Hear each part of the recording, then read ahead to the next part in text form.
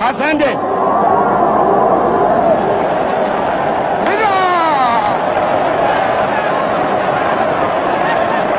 And thus, Ghana, your beloved country, is free forever. Why does a resource-rich nation still struggle with poverty and underdevelopment? The answer lies not in scarcity, but in squander. For decades, Ghana has exported raw materials including gold unrefined, cocoa unprocessed, and oil untapped for local growth. The farmer, the miner, and the worker remain poor while the nation import what it could have created. But in the midst of this paradox, a voice rises. Kennedy Ohene Ejapon, presidential hopeful of the new Patriotic Party, vows to change the narrative. His promise to industrialize Ghana, to add value and to ensure that the riches beneath our soil and on our farms finally reflect in the lives of our people.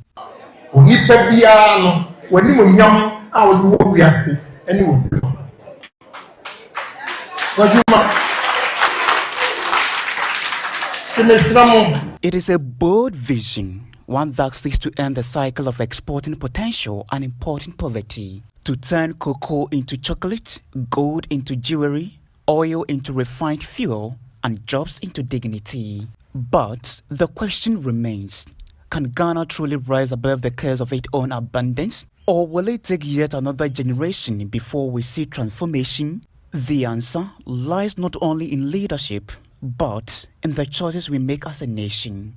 Ghana has the wealth, the people have the will. The time to change the story is now.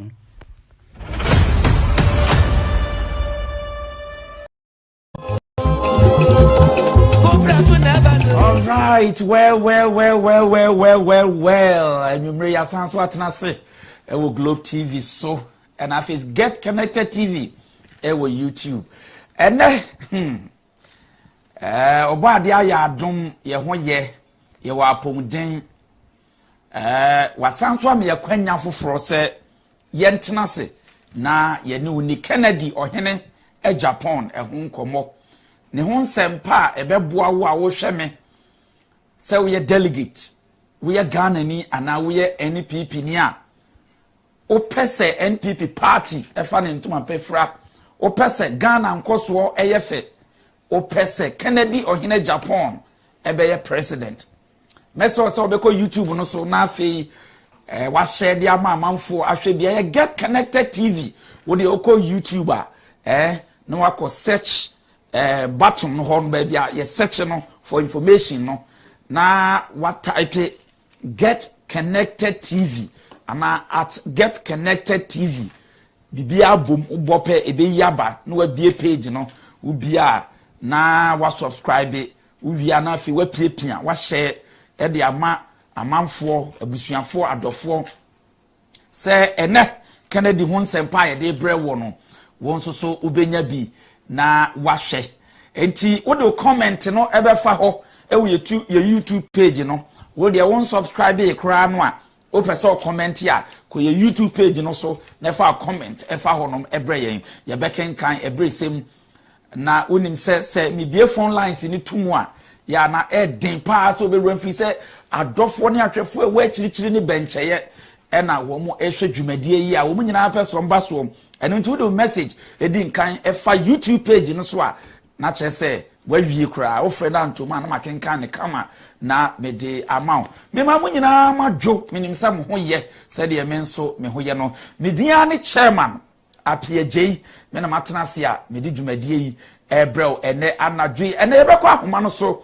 ye ne Shaibu Lasisi ebedi nkomo ewo baabi a yera Kennedy Ohene Japan waduro sabri minim so western region a wo gina mu den enti ebebo nkomo ofia ha na odi akire to obema ye live update ene benada ewo dwumadie isu nti ene show no o mesi anu wa mesi ade papa enti monhye na yera Kennedy Japan wa ma strong warning wodi nsem bia tudwa ebra okopie mu wotakwansayem obeka ya na no benada metena ase ena owura bi frɛ ye free takwan so ayem sɛ de ɛkɔso wɔ hɔ no enya asɛm ketwa ti da bɛn ena honorable Kennedy Ohene Japan ɛbɛba takwa meka kyerɛ ne sɛ ɔwɔ Eastern region o free Eastern region ya ɔba Western region ɔba takwa na nko betimi afa so akɔ ɛyɛ Oti region but wɔ U10 aba Western region na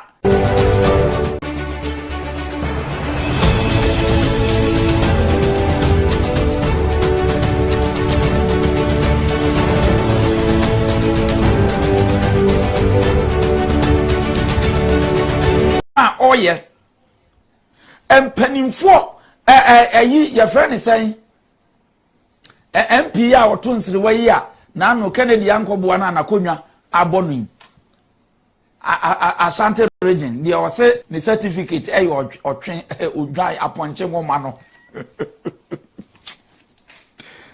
omunyi KT Hammond omunyi na ebo Kennedy abaso ene Kennedy be pe flag bearer nti say de Kennedy ye nipa bonini say de Kennedy Ohene Japan ono ene ma ye lose 2024 na toshi eka de na Dr. Baumia fa no ne running mate ye koto 2024 ba ye lose nti ene de se na toshi eka ho bi ene lose ye na abusuafo ntim chese mo de bibia obia wo beyi ni tie a obedi Kennedy Japan achi bia no onye papa we ne ensem ahuduo pii ena mede bremo ene anwumrei e wo Get Connected show so e wo Globe TV ena afa YouTube eno nti nyabre na hwedwumadie no kosi ase na ene no medin kan hyase afri na atoshi ho me wie a na mabeti asim me wie a mekọ ahoma no so me ne Shaibu Lasisi bedin komo live update e wo ba bia Kennedy Ohene Japan wadru ni ba bia onam ye bape afa ne ye bebo awuram propaganda tactics ene nneoma ahodo a ye former flag bearer camp omo ye ena afa strong warning yera Kennedy Ohene Japan edi ama mpanimfo binom se eniema bi a mo ye 2023 elections no it is never going to happen. Party no yentina ho manipa bi mo adufuru penti party ni ntina opposition 12 years na no me botepu kirew yero seche mensa bonsu e kan se 2024 abaye lusu a ye betina opposition 12 years enu amini owura bi hia bank woye former flag bearer chitani e hona mi hu se enipa bi mutiri mu po efa MPP hono enye papa wo omuni adwen pa efa party no wo wunim se mi bisa ni se edi enti na chinchinchini ya musi ye former flag bearer ye mfa ne mra woti asema o kan o se ye ka asa na na danko akufu adu ntimi me ye president wo Ghana enso be ye president say di 8 years enti emfa ho ne che be che e checha sa de kura onu so betimi abedi president nti ane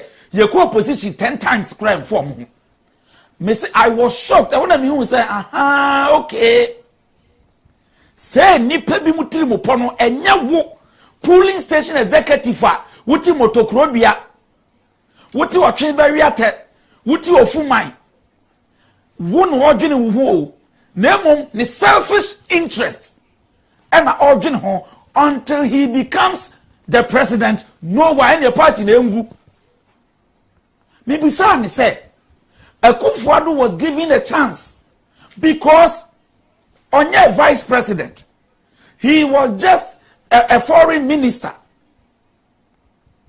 Any MP ultimately Ghana MPP cross 49%. Obi abeye vice president 8 years, running mate 8 years, or my 41%. Still, we say yensa mfa nemra because Akufo-Addo ko ba ku mienu miensa was on fa enye nasem ehona mi hu say Sebebre edi a former flag bearer here. It is not the interest of MPPC abeba power, but rather they are serving human being. No matter how it is a party ni begu, na say any panu no behu say on the party anymore. So be it. It is not about your interest. Electoral area coordinator, constituency executive, it is not about your interest. And untina woman yabri no, it is about their own parochial personal interest. But some of us are investing a seeker in the NPP. We will not sit on our toes.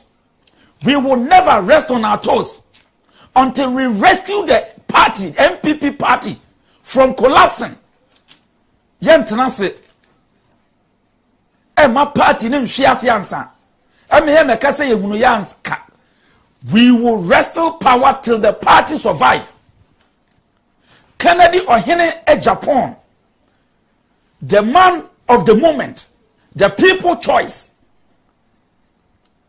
MPP4 said ye ebimusisi yen ebu ye kwasia ewia yen chichim yensa eji tumi no free yensam 2023 no. Kennedy Ohene Japan say it is never going to happen again. It is never going to happen again. Nansen why din ye dinatem ye di atroto no so ye kan sem one or true challenge. Say about na ye koto no is about ideas. And on starting so or the ideas our de beboa Ghana or de beboa NPP. I said the one jai ideas now why would who debate ever to hono once or why he is talking about ideas. No more ya propaganda. All kind ideas no. No more ya propaganda. No more intimidate party for. No na. Na no mi bote puchrew. And some American sama ye bosrem kansem. Wote bugri na abuse of Frank Crawford catcher mu say.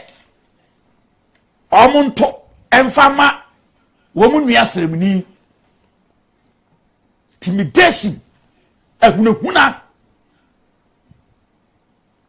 ebinsi bio 2026 31st January obi antimi nwia obi ntimi hunahuna obi that be rigging pa tactics amoye semba wiem proxy vote amani abre emfa monfa ideas ne meto abonten yentie bi Kennedy share ni ideas Kennedy Ohene Japan kire ne ma oni party for beye was sign social contract with delegate.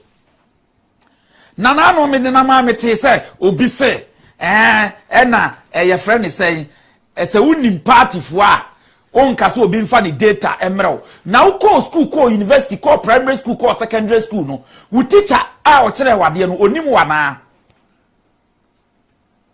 adenti na uko tro nso hwe wi a wo pese e ma certificate ya dance ye say uko school asemasi kosua ade me pa chow Obia wodi Dr. Mahmoud Baomi achi a o se social contract no a Kennedy Ohene Japan any delegate akose tro wudin tro number fa udite shaso se eno na ebe ya adanse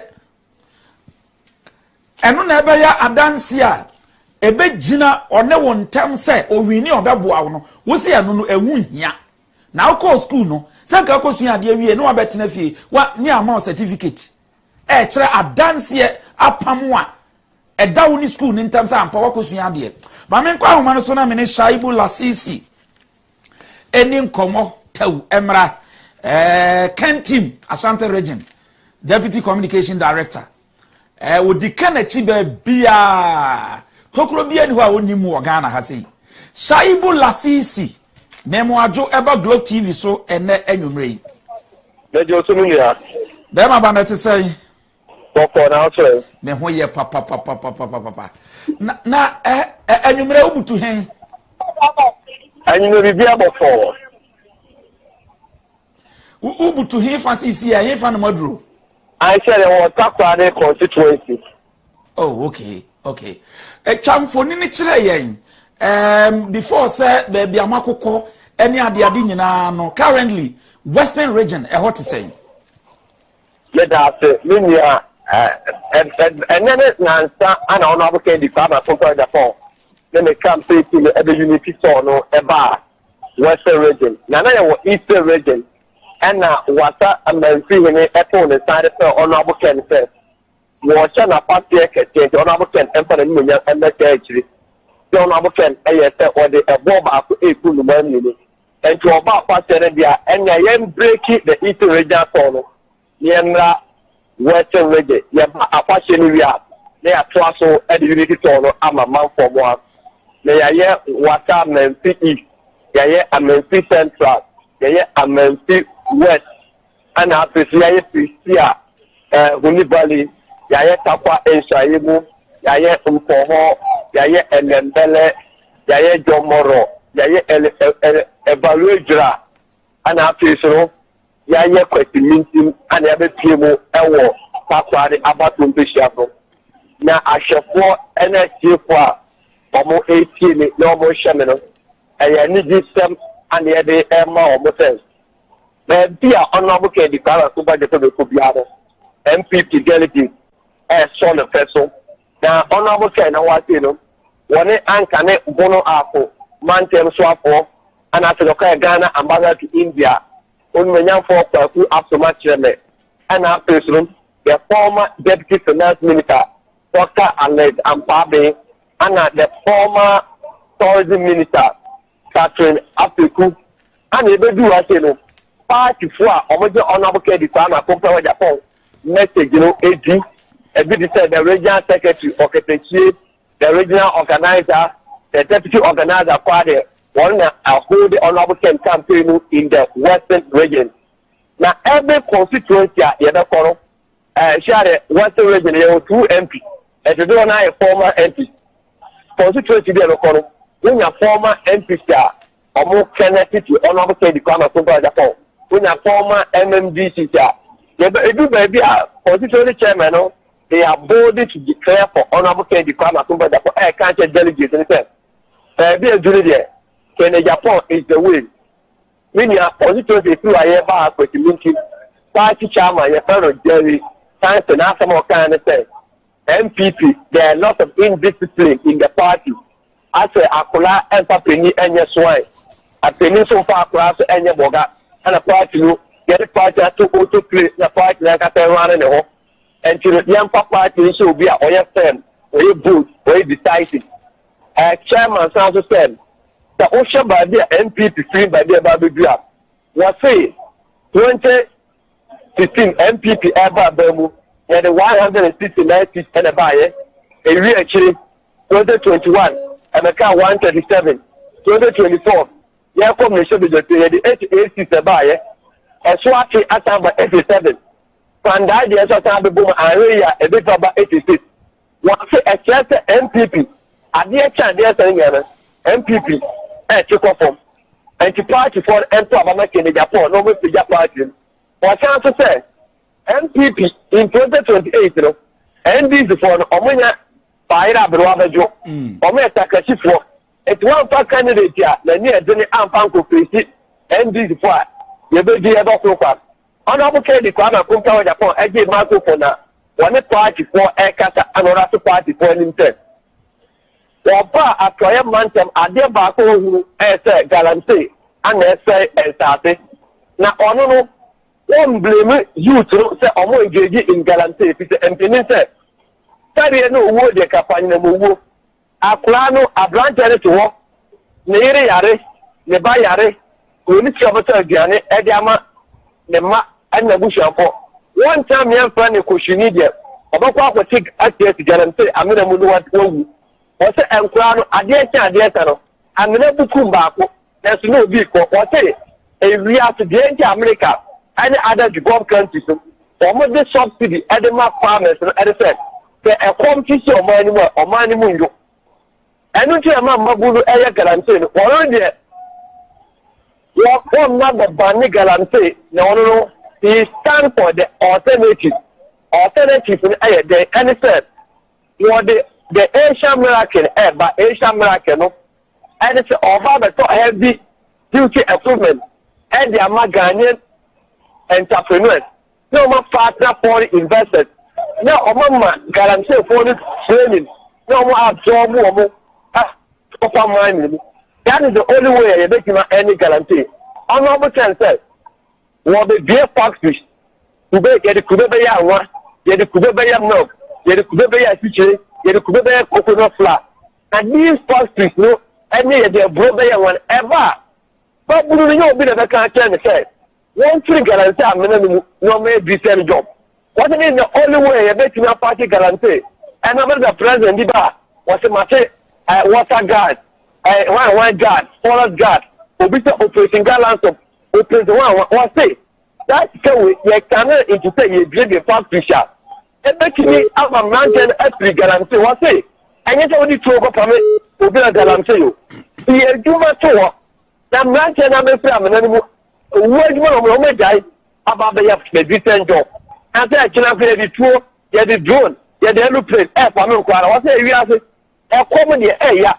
A common nipa boko a common nipa ye de onye and the young man can almost say omega he is not supporting the ban on guaranteed but he support the authority say creating jobs giving them function and no move a man from the guaranteed fee to the jumana aye papa giving the honorable Ken Kateria that delegate and kata honorable Ken yame boa ye to number 1 and giving Yamadu Tapan about the constitutional chairman.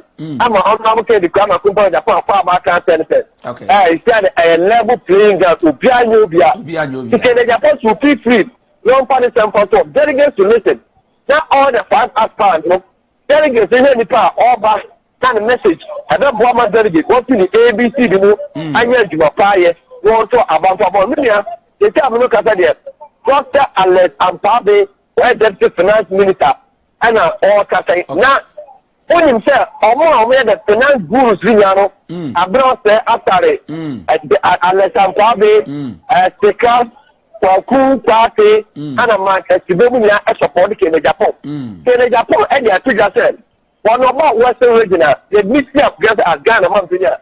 At their chance, they will move all the Ministry of Energy and then all agencies, a set of Tamari, oil refinery call. And the began or the Academy will move at about what already. Wow. What that message will actually delegation, a bit Jomoko, a bit a woody. Honorable case, Obama decentralizing all the ministries. Oh, yeah. So I see the financial hub at one kind and a technological hub at one kind. This is how our person will move on. All right. Like in Japan. I can't check Western region process. What do you know? Of the two, it's Kwame Nkrumah record in the Western region. I did Kwame Nkrumah day 9 years ago. Where the 8 years, every beauty Kwame Nkrumah record. Wow. Now, what shall we say? 4 years, when we and deliver from trouble in Seattle. Medase. Very much I would like to say, wow, channel, Solid TV, kind courtesy, ya interceptive video be a honorable, Nenia Brea, Wobu Bompa. Ewo niema amukọ Western region mako especially intimidation e dey na ekoso ho Nina and say the baby start so ma ba temperature so am kudu ka no dey constitute dey akwa akwete and what teach and what for delegates no e send o musika to mo me take na Japan meeting because of believe that one no we ba obi adwuma the delegates no ekotia o ma je besta ba minia numbers are honorable Ken enya ne ho no boro de GMB Friday ya enya wow na no honorable Ken ka cho mo say so mo ye mema dia ye teacher ye di ja mo a o mo teacher kwache no wo mo enfamra na Ken da for start to bom na delegate say yes and them agbofie ye say efia ajramo ni wono tabo wo kura bia wa fo wa say one a pure champion na ajramo tieto ama kura no awua amram no ka say me kubu ka to ru mu onya mai na ono mo ka ka to mo say nya me boa 31 o to na ma we ya o bata kwanse bu na me kubu ka so e bema wo mra bontere na wo ye mini o me kubu ka no wo ye MP sabi enkula o mo constituency ana wo mo e pre guarantee amena wo nipa o se o ko pre factory de ba no mobulu garam camera and no airport. Now, when the Obama was the factory and never to me, only town of Canada near Bra. Let them know Kuduka, and Kuduka show Bia. Tell me more than I can Japan form, and I can Japan son and to the campaign. A man, and not over great course. And to delegate say, on that term, Kuduka say, or local, on not trouble, and I'm not on Canada Japan. And all right, where they say the Mugu campaign, so I'm where not my who post to be where they be a quiet free one on Kakra. As on say a dentam Rashe Begani NDC Nina. Ye Ramame Samira Baumi and in ya pa enono. Na what you post to be able to draw. They are no upper first lady no Ninuya NDC MP. Ewa denta obeji akunwani free MPP nsem. Mame reading na musa wadwe nchire kakra hom. Was say what is wrong if I help my blood brother in the NDC to become an MP in Adenta? It was because he is my blood brother. This is coming from Mami Samira Baumia. Shaibu, how do you see Samira the conducting? Yeah, actually, I say. Before Omutino, and I know one say, MPP in another guy more than 6 million goods. Ever do 4.6. MPP and another guy 137 feet. About do 87. Actually, I say, and Nipana, they are formed from your party addition. Woman NDC upon a corner, a crana. And ya no one, yes, yeah.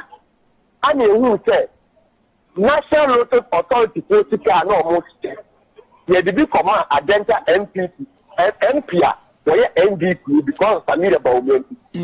A better party for Enya because yet and Samira Baumia and you could aware campaign. No mucha Adenta Ejaye. And the party for now will say, young party which is Samira Baumia. You will almost say, your Samira Baumia or your party. Ayana. And to me, the delegate, and you can't show me said the MP said, Niwama and Saya of Fase and Yadia. And I said, as some of the uncle someone in Pia, you bet you not born for so in the amount. You bet you not have to every amount. But said the Sikaya Kunadia, Yampa Mawa, or the Mawa, what the Akuyana Bakwa, or the Mawa, or bet than Akuyana Bakwa. And no be na my who to me the anyam na Samira Baumia ada ye yini kru atre party for in the western region na PNC party parapinera and the bona sene wow ma me reta asobaire and the paye e de MPP de ma no wow me anyam ana Dr. Baumia no obo nim ta o NDC ni ana party for aje no Dr. Baumia to Okas I want to Obruman Kuma da Pajane. Obruman Kume. Osuno, Osuchi Nabwa. Continent to Obekima to us. Let me know Akobet on to me. Obu campaign so on to me. Now, when you do and your party want to bet you my continent to. And can only be an year with it. Then you enter one.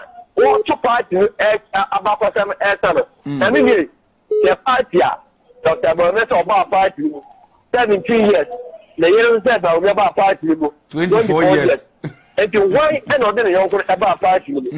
I quite an onion and a sapphire about me. Nipa me about you from a bomb team potter, Omedin Tro, and that carrot. Nipa me no bomb team potter, Omedin Tro, that's a party. And a good test, I am away to Manuba.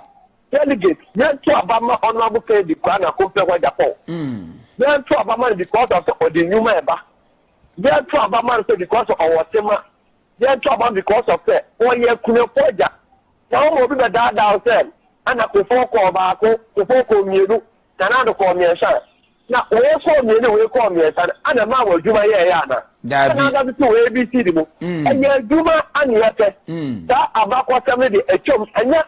Samira Baumia and Rebecca MP the Baba Tamate said, before Kumi and another commenter. Tell me all what about this thing. Yea, you can't use Serena. I said, what about Edama honorable K. The Ghana Kumpa. Sure. Shaibu Lasisi. chairman. Meda wase obade nhiraw na adwuma pa wo ye no wonsonoma be hyeran won se wo kan Daniel moma no a wo se na be ba se wona wo Daniel dodo no akwa adwen sa kire mu no o mo nsonoma be hyeran da pem Daniel chapter 12 to adwuma pa wo ye wonsonoma be hyeran da bi ebra Kennedy o hina Japan abeye mankani wo Ghana nyame hyeran Shaibu Lasisi ena yete ne nka no Ashanti region Tim Ken ono na ye deputy communication director wa badwuma papa ntwia ne nturo no ni tokro biemu wo Ghana ha onimu fi se ba bia ken nam bia no oka ne ho ebi abusuafo ha Globe TV so get connected TV e wo YouTube fa o comment no ebra midin e the chairman apiaje mesre wo se Kennedy ohene e Japan NPP party na bedroom pompon so bia ye nya papa we amana amedi party na nimu a o ka kire chairman wuntumi o say let's see how you deliver Ashanti region ene ampa Ashanti region aboto 2024 elections aboto enipa almost 500,000 anto aba ya hwere e wa Ashanti region Kennedy Japan Mame ha wakumsin was say let us see how you deliver your seat. Sa mame boawa Keti Hamon wanko boa no wo nyina obi alusu ni seat.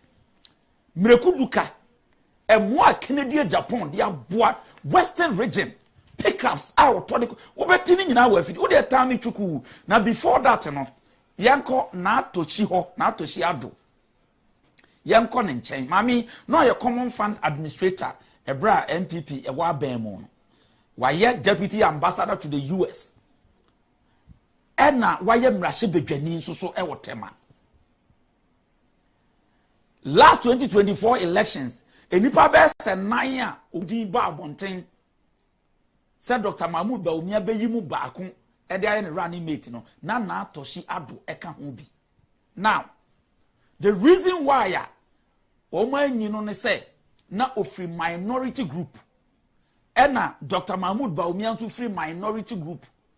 Enti minority group for mienu a wo mbedi party nanimu a antwe beye bobo nti ena wanfa no a ode kofa Dr. Michael Opoku Prempe from Ashanti region because Ashanti region a majority group within the NPP. Now ene maami so wahunu han kania ato Kennedy ohine Japan so enti we free Dr. Bawumia chia bedi Kennedy Japan chia say die yes maami na they say die enye Kennedy bio ene ma NPP lusu ye ma Dr. Bawumia re poto no emom eye na toshi ado ene ma Dr. Bawumia re Mommy ente na atoshi ado ewa pa munya abotre mu ntie ko YouTube no so get connected TV for comment for hono bra making camera embracing. Thank you, members of the media. I am the say we have opportunity say we should be addressing a few issues up. There's been some allegations against me say Greater Accra did not vote because we were not considered for running mate. I want to say here equivocally that I have said no such thing. I've checked from GH1. They don't have it. So all of that is a fabrication. And I condemn the release that came from my regional chairman. I think he has acted in bad faith because he swore an oath to defend the good people of the Greater Accra when we made him regional chairman. By the Audi-Otterum pattern rules, if you see any publication, before you address it, at least you need to ask me questions. I was not asked a question. I don't know anything about it. It's just a desperate move by him and I guess some of the people in his team to mar my image. I condemn it. I've written letters to the secretary of the regional party in Accra, and I'm expecting that something will be done about it. But I want to say here and now that I have not made any such statement. Indeed, I don't believe in it. It was not only Greater Accra that didn't vote.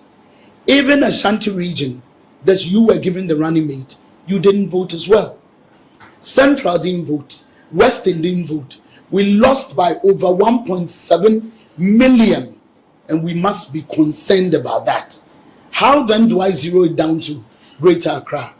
What is so special about Greater Accra? Who has made a case for Greater Accra? It is the duty of whoever won as flag bearer to choose his running mate. He chose his running mate from Ashanti. We hailed it and we worked hard. We just didn't win. So that is a fabrication and must be dealt with the contempt with which it deserves. Thank you on that. I also saw one or two other ones. In fact, I was told that Yesime say Asante for and Tebrofo. I don't know where that's coming from. I was in parliament with all these Ashanti MPs.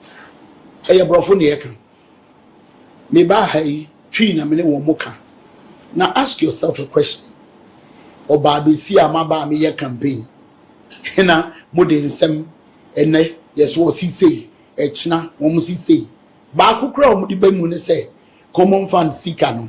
Me na main release ene ma ye lose elections. Misramu a me party headed by President any Dr. Bawumia and na releases kanu emame sika bia ni wa e ba me nchen a eye approved by Parliament a me manfanko yan ye say we have the men, we are more knowledgeable yeni madia sin NDC ene NDC atimi aba wom di sika kese ama MMDCs afimoni abre na toshi so adenti ena Dr. Bawumia ana ono economic management team womo kire me formula no se dia me ntworo no aden ena Dr. Bawumia no chair EMT aden one farm bra say yenye 80% aden no obi owo MPP mu anfamba formula na me tworo no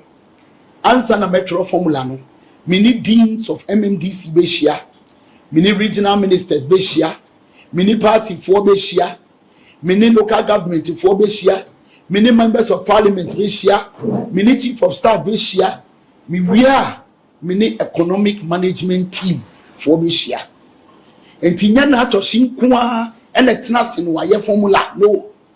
In fact, the last group are wuni omu share economic management team womu na kire for 5% to her for 10 to her for way to her dia womu beka no eno ena mede ko parliament na makwako movie na se parliament jitwumu a na afemiti ho twin scan sika ne ba na mede ama MMDCs as a party MPP. We did not take the decentralization policy serious at all. There were several times President Kwaba Parliament said Obabe read the state of the nation, and now said Finance Minister Abba Parliament, our Parliament Antanasi, because Common Fund had not been released. All of this is in the media, and everybody knows about it. Why is Natoshi being blamed for it? Say they are praising NDC, but they are not praising the administrator. They are praising Atuforsen, because Atuforsen is the finance minister.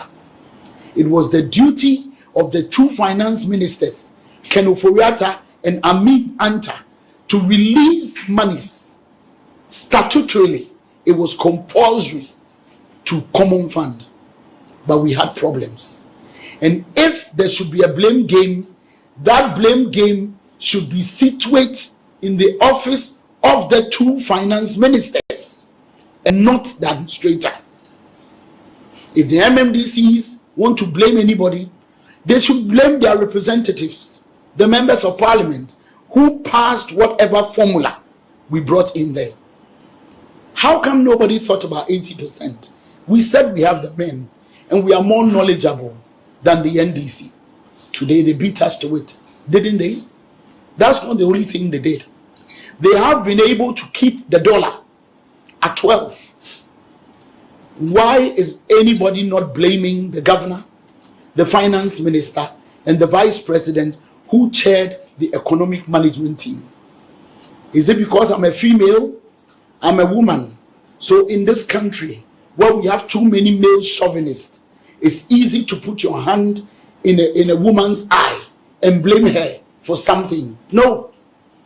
The dollar has been kept. Whether they are putting money in, whatever it is they are doing, President Akufo-Addo made it clear that he only brought Dr. Bawumia to come and help him to fix the economy.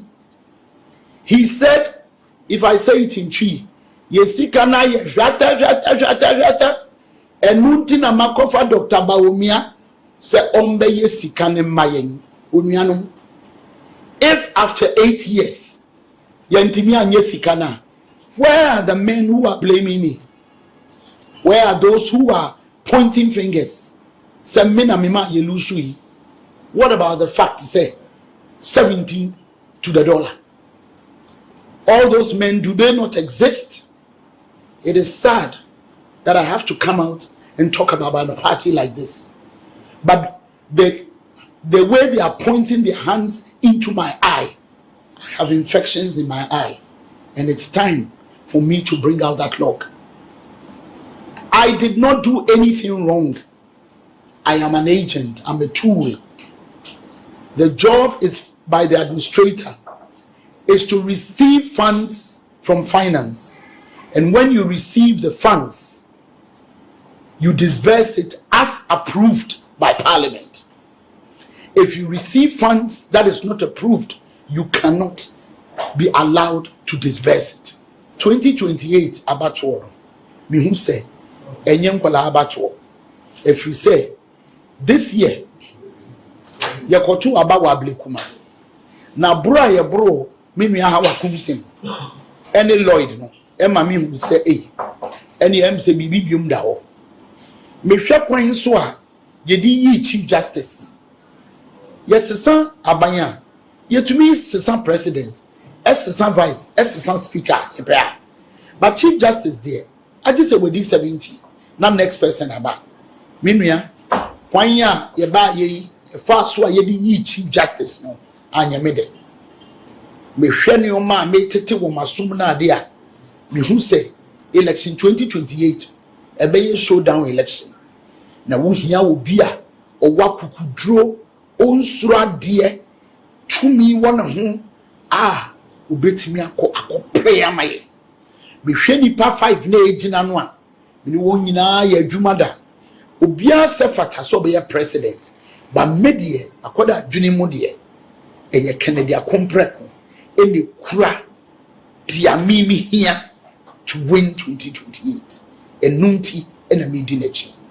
Apart from that, me hwe no maybe a wode ba ya wo ye ma free Kufuor time ya ko school free Akufo-Addo sesi ade aka na adwuma onipa ne Trump card ne anko eye adwuma say wako school wunko school obe create jobs am obi anya bi. Me hwe ne o ma wo Canada a me hwe said yankofo kamfo bukuna faso na ade a can catch it. I will say you don't need to go through a revolution and a coup d'etat to do what they are doing. You need discipline. Now me hwa obi o ye toknadu obi a asemba wo ye bema ene me tie ma me nkomo no na mani kura tete me nyaaya anka mesu se utie ne nsem ni yi a obehu se wone a eye yodium e kan nsem etu binum so DC bi mpese me boni din Sini East DC former DC me woni tapes ne recordings o di maami wo yatem say common fund wa fedi na nka NDC ba yi se maami we kan wo mo diga na sika ho a enka wo mo chi amanfo no nke ya chi ni bi enso sa former DC me mpese me boni din oye madamfo di mami atem se mami common fund sika watena so wadi wafa waye sei se wotin se mama na ka no wasi before say omode formula bia ye betua sika ebeba no ohia dean of MMDCs Oria washia regional ministers Oria washia parliamentarians ansana akodru economic management team headed by Dr. Mahmoud Bawumia ansana finance minister be release sikana we release amam na to dem pa wo ma yes adwuma ni nyina wie no second oforiata ana Amin Adam o be release sika amano no just ye wo m to pane ene because you know all this no correct because odi Canada Japan achinti because oyo banti and we bu some questions say Musa mema no amwo ho a musim wo nyansa munim nyansa musua de mo ya benfo no enne nimdi a NDC for de ahyehye economy no sabre no na mo wen wo se enne nimdi a atoforsen ode ama dollar no agina no sabre no na mo wen enne ye budin se MMDCs wo munya sika bafu no bafu NDC aban mu no what say ya bo common fund administrator din enya Dr. Atoforsen finance minister ena say obi atodwom ema no enti enna de MPP ntwa ye di ye Dr. Mahmoud Bawumia si na ye de ma no no a wo de ka no abuafa so be 100 amatai no ni si ane ne tai nyina tutu di da baabi no ena de na atohye ado ena mo de sobo no ekobo no abusuafo na me anhwe anim ne anka no kura nkyira ye hu ne yesi do party MPP ye di a enie Kennedy ohene Japan na no me be kind message bi kire. I think that was Saturday or Friday last week about propaganda message bia womo de ba abonten just to tarnish the image of Kennedy or Japan. Now onim omo ye selected areas from Bunu East kosi up north because omo uni say ahanu na rural communities ne doso ena sebi in previous am monfa ncheme enwumasua nso e wo fom kakra enti ye de tofa ha sei no a dodo no ahunu a ebe sei wo madwen o mbagi adi na omo ye no me minya message bi na no mekenka kire mu no sei wo mo ye na ye rakere di o yin Japan no ankasa wo ma send message ni bi kom no anka say didi no atem me ba to mo me enkohwe ensem a yera ken e ka fa sa ade no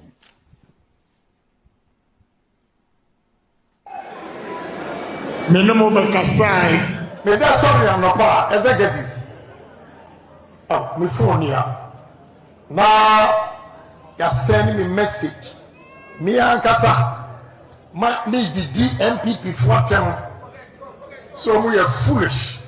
Say, omo bemi abeto proxy any mpacho obi a then can read.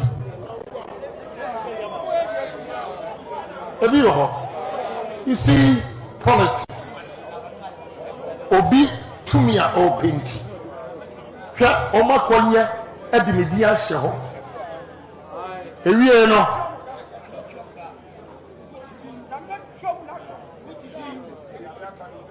Enye wo ya. We dey na info. Aha. But your mundio.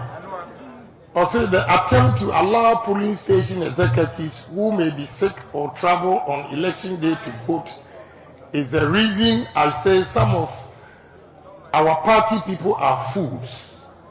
When I say this, then people don't understand.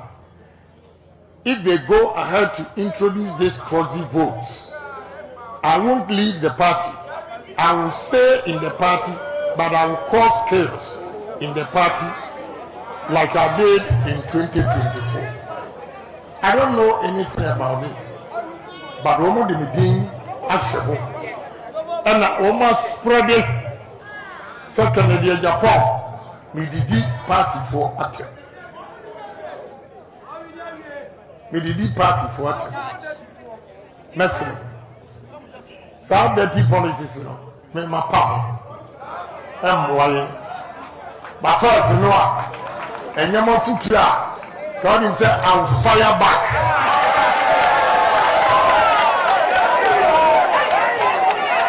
But this time, because Dina Mayor, who said, Money Jehovah, you know, Eddie, make a mistake. And one said, yeah, issue disclaimer. So, but, Obi issue disclaimer. Now we're not atomic, and only a bit angry. So, you must know, MPP party, the only candidate that can win for MPP in 2028 is honorable candidate. Chaboy.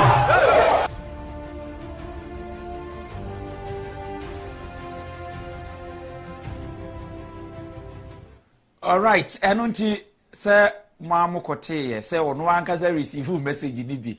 But on one can send a message and I send the man who did Abba. Propaganda politics just to win power, just to become the flag bearer. How? Now would dear tro eto wumiaso.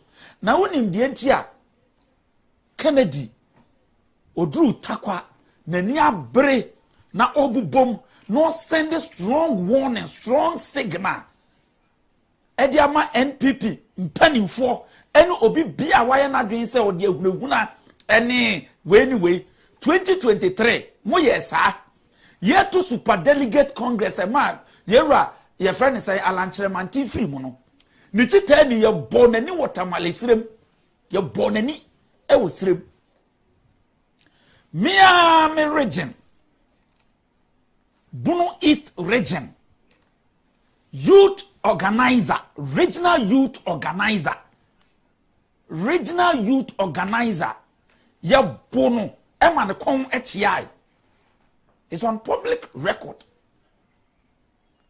Intimidation, Ehuna Emma Obekaya, Mirefi, that area, Ehona, Yera Kennedy, Japan, can say, Obama. Nana Akufo-Addo any vice president showdown. Na ye chase ni agent. Say ye ma omu en supervise abano. Na no da ye okopie north. Ni voter wonya ye yankan amano. All these things happened.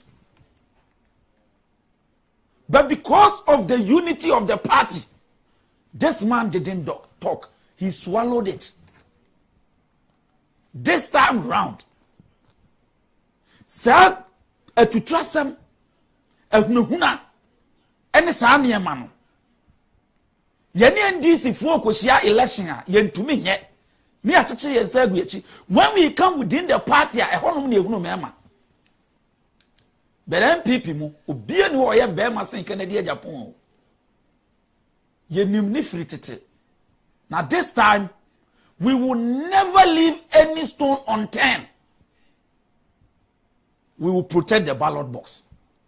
We will protect our votes. And this is no e bi nsi bio. Na mumien kotie Canada Japan bra. Ye wia memwo tia sem bi die ntia papa no na ni abre. Ene nyoma wudu a ACC ne de ekoso nyina ntia sabrei o kire MPP for say omuntwi break ɛwɔ de ɔmo yɛ no yɛnkɔ hwɛ mmra menemo bekasai esra mo sɛ monya madom enso nim sɛ that time no na yɛwɔ power enti mabatoɔ nyinaa no yɛde ahunahuna ɛna hyɛ mu mu wanya yɛbɛyi wodi afirim wanya yɛbɛyɛ usei ɛnɛ nyama Ghanafoɔ ɛka sɛ momfa no mmra ne yɛnto abama no na mpanyinfoɔ bi ɛde ahunahuna ɛhyɛ yɛ mu ama yɛamfa Ghana nea wɔn pɛ ama wo wɔho nea awie yɛ kyɔbɔe na nanka mefii sɛ yɛbɛnya asuadeɛ bi afiri ɛnso nnipa bi apirim wɔn akoma sɛ kyenkyena a nea wɔn pɛ no ɛna ɛnyɛ hɔ mote ha modi anim amiyako lose over 8,000 votes movie anima say nya kogudro ebe hunahuna obi say won to abama choboy the simunya kogudro there is no man here stronger than Canada Japan and this is the first time I'm going to prove to them if they are men, let them try 31st January and they will see what will happen. Make a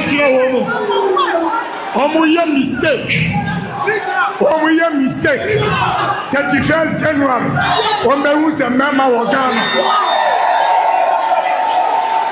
Choboy, Mutiha, Moya, Akakapinsam. I don't think more from Prophecy NDC for. I don't think more from Prophecy NDC for.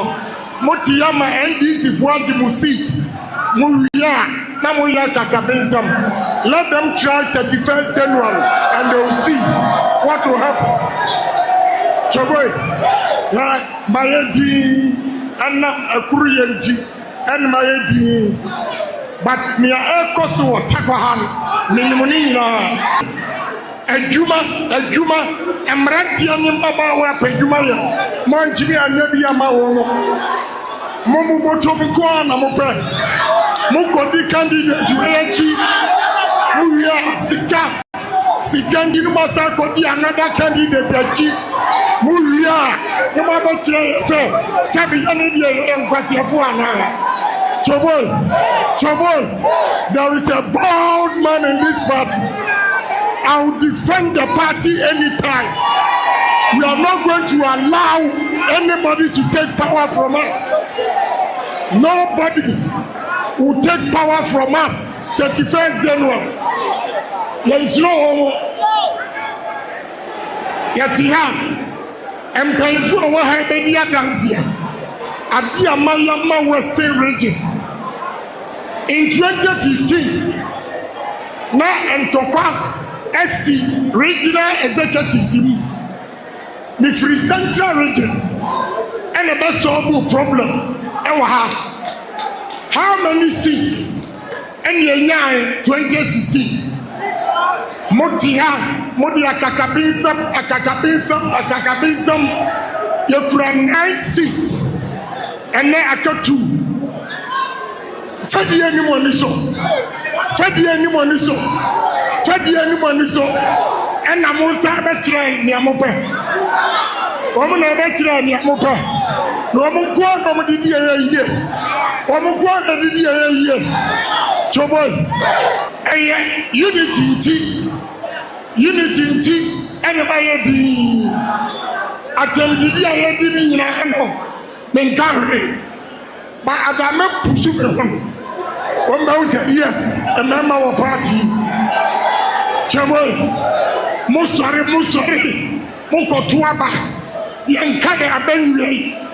Was it? I concede. Na MPs lose one seat. Muria, Mosi and Sanfamam. Young Fama woman, young Fama woman.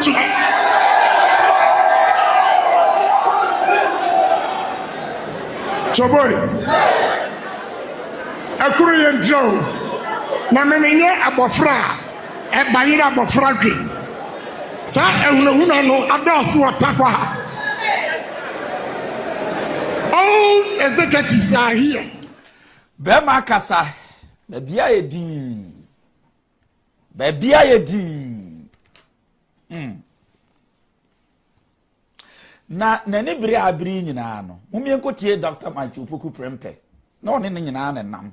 Copy radio station 2024 ye election munti asema wokaye de enti Kennedy ohina Japan nani abere a obubom any intimidation ni ehunahuna na election rigging any de keke ka ho a ni nyina ompeso mo ye chinchin a yemfa proxy mra chinchin a yento presidential manifest chinchin a ni sa ni omeni nyina e koso ni nyina no ya asemu anapo be kan o de bia mi kotu me mo me ya me say okotan radio station kan asem bi sanya ya de na ye no a yenye modie from the horse's own mouth mama yintie Dr. Matthew Poku Prempe running mate to Dr. Mahmoud Bawumia TV station ye be back to me no na your man FM me ya penny ke de Japan the call parliament me ko to no ya me friend no no ti ono e friend Berlusconi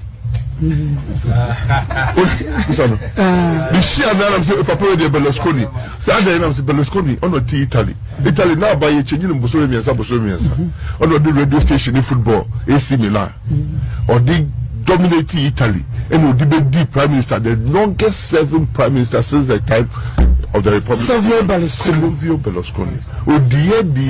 It's you prepare radio station will be anywhere there. Yeah, every before Berlusconi knew. I'm fine, been your pay and already president. I could be president. Okay, Doctor, Yababa say we are wishing you the best of luck. TV station, yeah, back to me no. Now your man FM, me ya penny ke de Japan. The call parliament me ko to no ya me friend. Uno ti ono. E friend Berlusconi. The share na am say papa de Berlusconi. Say ada na am say Berlusconi ono ti Italy na ba ye chenyi no bosoro miensa. Ono the radio station in football AC Milan. Or the dominate Italy and would be the prime minister, the longest serving prime minister since the time of the Republic. Silvio Berlusconi. Oh dear. It's you prepare radio station will be anywhere there. Yeah, every before Berlusconi knew. I'm fine, been your pay and already president. I could be president. Okay, Doctor, Yababa say Adia na moye no. Afi muntimi nyebio. 31st January. Sa adia na moye. Wo say ya anya ya de no anko bedi ko di president. Show. I say enipa we ye delegate na wo hweme a. Hwensem a ye ka ni say nyina no anwe ni ya be fa ne tra. Enye tra o. Ti o. We sabra o kasa no ye running mate o. Na o ye running mate. Hwa abaso bo bo Kennedy o hina Japan. Eniema wa ya ma party. A born in Maranis was Silvio Berlusconi of Italy. Was say, Senaya dia ye no noa, could be the president. Not just a not on him. Say, Kennedy be a flag bearer. Eventually he will become the president. Not on him. So, Oman Yayan, Anya Kanasitia, ko yini flag bearer. No? Now the other one was the 2 regions out of 16 regions. Or we need voter region, central region. We need 37.4%. And now, Mama, Etienne, ya me share or more say, Baumia Vinia, or fair, no more, Mama Papa. All 137 MPs, Ediwachi, 16 regional ministers, Ediwachi. District no cry say 100 something. District. Omunyina MMDCs Edwachi. Yet unya 61.4%. See was unyina Edwachi. Regional executives unyina Edwachi. Constituency executives almost 2/3 Edwachi. Still unya 61.4. Now, Mnache baby afọ no so atia bedru 87 pandai. Me say, me bomb pie electoral commission. pandayaba no yento ansa na yakoto 31st December 31st January flag bearer aba no electoral commission nyan hyehyɛ ma animu ya December ya mu yanko pandai some say your former flag bearer or na your immediate past vice president enti na no ye call legon no ono na moma no podium man chia because pani a wo no enti ono anso na de call election 2024 enti say to me no e da so awo no though on inheriting no absolutely but e da so awo no enti ono na be say di animu na nka December woni animu e di esrem sana no Tamale Central Moses sympathy solidarity enti ya anko plane crash nyame fa de currency yie tie na ye wa abudaye abojo kire abotoye mu badaye o se de ni hunu ka ene ye say ya twe ehu afiri be di show solidarity to NDC ene ogura no a ohwere ne nkwa fair enough we de onhwere ne nkwa te ase ye kwa akoye by election wo pandai court to say yenko electoral commissioner any commission no mesre mo se mo miantu ni December mu na yanhwe MPP memo mbe kopanda yakogi tumi na sama ebio we de yenya yakonwa enye NDC for dia yenya yakonwa yenko ne yenko gemra hon ye de be test case sa bugri na abu wase yentuma yenua Dr. Mahmoud Bawumia several times made the northern vote ebeba with the one constituency electoral commission in Sadam in Sayam Panda Yabano me into the December and Sanya 31st January. Na Dr. Mahmoud Bawumia ni any munkoye campaign and San GCT in my test case. Na see a party ni ya baby ayaba bedru yabakwa semu yantu abasi ya wini si ya lusu ema yanko yi flag bearer 3 years before general election. Do you think we are in the normal times?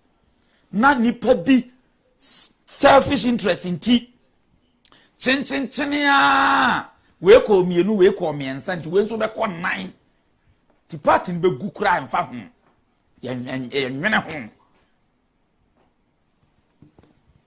yanhwe mabunu bi omo echitaya omo de ama Kennedy ohina Japan ni fra omo fre Kennedy Japan omo toto sere Ghana fo mi wie ya mi bie phone lines na to ne di nkomo I Globe TV so get connected TV or YouTube yenti mra abia no Ghana fo ye hia kan ama mo de delegate for mo kotu wie mutu wie a youth ne wase le so ye beto tiam se kan ba de ye beto ba no ama kan awini power abaye president of Ghana ha na ni kunum die ne normal I want to of us of boy youth on family na so emra power na mo youth no na youth ye ble enya baby adu no enya ye say ana we ya be kan wa se baby adu no kan ba ontimi ko bi se kan de anim no kan ma ye nto aba kan wa ma me nto aba we the youth ayi no delegate for no ko tuwie na we on ko yi ni pa kuna mo so ma de ne ba na kan ama me nto aba ye ba lose ye se be ko position back ye be ko position baby on ye nya kan ye nya roche MPP mu MPP for party amaye mu da bia na ye kan wo se da bia kan wo se ana wan koto aba ma baumia ye be you food party mu baumia on ti party obo John party baby on ye nya kan eye distinguished oyeko oman me na me kasa ye nya kan ewo ayi baby on ye kan amade a me sramo ani dim you have a opposition back. Can't marry a opposition. You have a opposition better 10 years. But me on to why. If I Magana for Sote, am I you for no Sote? Baby, who are you for? Be me your youth. Wow, bravo, at to him. Baby, your church school fees. Go hard 9. That's a can. Ever more Juma Kakra. I bet my super fee. Now it's Juma Kakra. Ever one as a camera power there. I don't think that's how you got to about. I'm people. You can say that. Be a zeal, nothing. Then it's a snap one so. Sana mi hunu enti kan de so ba power ye timi gitu mi no free and is for some exposition upon boating care campaign team we have enough me na organizer aha de edaboko kan ye yan nipa e ka se kan ya na ka do have enough ye unim kan enye ne emu oda bo party Ghana for Sufreno, Jamaica have enough for delegates for the ready said 31st.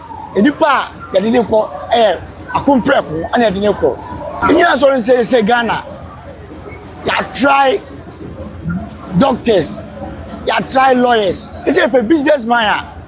Obetia boy. Say delegates yet they a compreko qua. Me didn't say Ghana for so that and a tunnel. Usha mwa wadi bo man Ghana usha Cadro Center osime bo ma yesi doctor say come uko north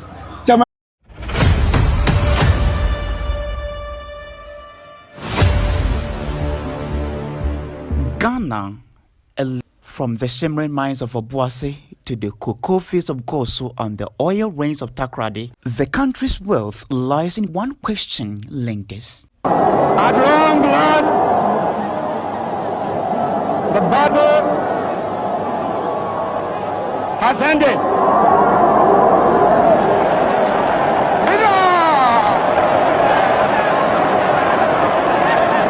And thus, Ghana, your beloved country, is free forever. Why does a resource-rich nation still struggle with poverty and underdevelopment? The answer lies not in scarcity, but in squander. For decades, Ghana has exported raw materials including gold unrefined, cocoa unprocessed, and oil untapped for local growth. The farmer, the miner, and the worker remain poor while the nation import what it could have created. But in the midst of this paradox, a voice rises. Kennedy Ohene Ejapon, presidential hopeful of the new Patriotic Party, vows to change the narrative. His promise to industrialize Ghana, to add value and to ensure that the riches beneath our soil and on our farms finally reflect in the lives of our people.